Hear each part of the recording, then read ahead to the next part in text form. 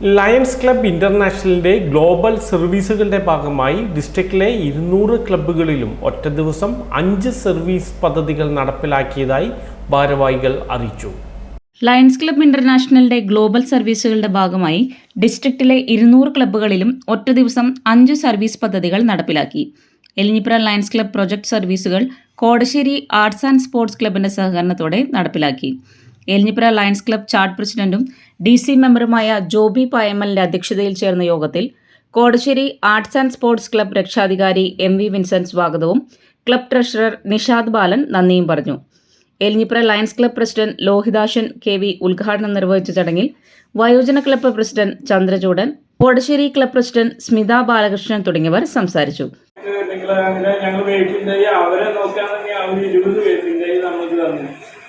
എല്ലാ സ്ഥലത്തും കൊടുക്കുമ്പോഴേക്കും അതിന്റെ ഇലകളൊക്കെ പൊളിച്ചിട്ടുണ്ടാകുന്ന, അതുകൊണ്ട് നിങ്ങൾ ഏതൊന്നും തോന്നിട്ട്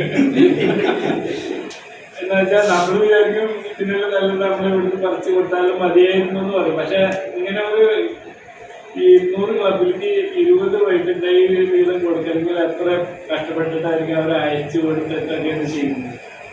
അതുപോലെ പ്രോട്ടീൻ പ്രൊഡക്റ്റ് ഉണ്ടാവും, ഡയബറ്റീസ് നോക്കുന്ന ഒരു മെഷീനുണ്ട്. അതൊക്കെ ഈ വയോജനങ്ങളൊക്കെ ഇടയ്ക്ക് വന്ന് ഷുഗർ ഒക്കെ ചെക്ക് ചെയ്യുന്നവർക്ക് ഇവിടെ ഇരുന്നുകൊണ്ട് ചെയ്യാൻ പറ്റും.